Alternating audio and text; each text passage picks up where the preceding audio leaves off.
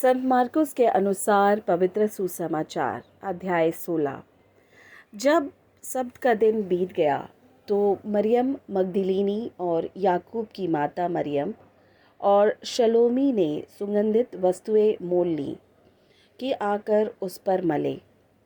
और सप्ताह के पहले दिन बड़ी भोर जब सूरज निकला ही था, वे कब्र पर आई और आपस में कहती थी कि हमारे लिए कब्र के द्वार पर से पत्थर कौन लुढ़काएगा।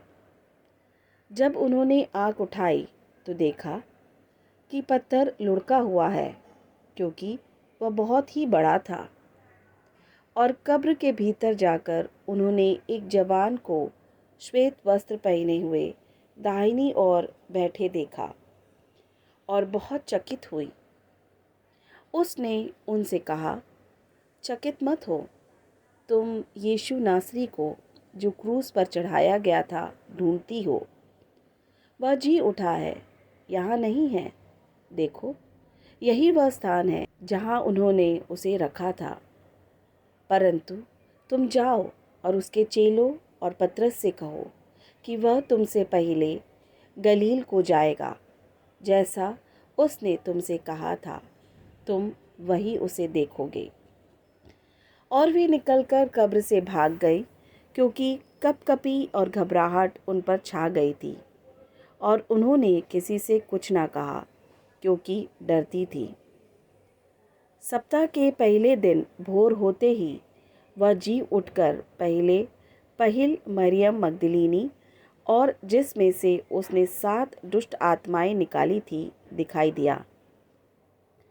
उसने जाकर उसके साथियों को, जो शोक में डूबे हुए थे और रो रहे थे, समाचार दिया।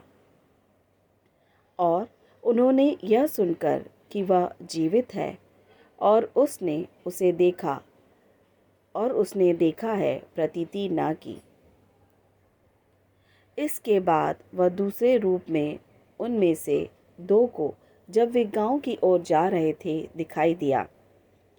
उन्होंने भी जाकर औरों को समाचार दिया, परंतु उन्होंने उनकी भी प्रतीति न की। पीछे वह उन 11 को भी, जब वे भोजन करने बैठे थे, दिखाई दिया और उनके अविश्वास और मन की कठोरता पर उल्हाना दिया, क्योंकि जिन्होंने उसके जी उठने के बाद उसे देखा था, इन्होंने उनकी प्रतीति ना की थी। और उसने उनसे कहा, तुम सारे जगत में जाकर सारी सृष्टि के लोगों को सुसमाचार प्रचार करो। जो विश्वास करे और बपतिस्मा ले, उसी का उद्धार करो। परंतु जो विश्वास न करे और दोषी ठहरा जाएगा। और विश्वास करने वालों में ये चिन्ह होंगे कि वे मेरे नाम से दुष्ट आत्माओं को निकालेंगे, नई नई भाषा बोलेंगे, सांपों को उठा लेंगे, और यदि वे नाशक वस्तु भी पी जाएं तो भी उनकी कुछ हानि न होगी।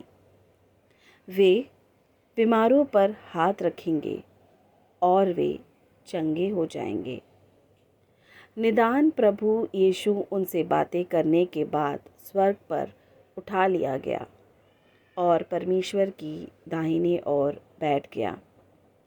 और उन्होंने निकलकर हर जगह प्रचार किया, और प्रभु उनके साथ काम करता रहा और उन चिन्हों के द्वारा जो साथ साथ होते थे, वचन को दृढ़ करता रहा। आमीन।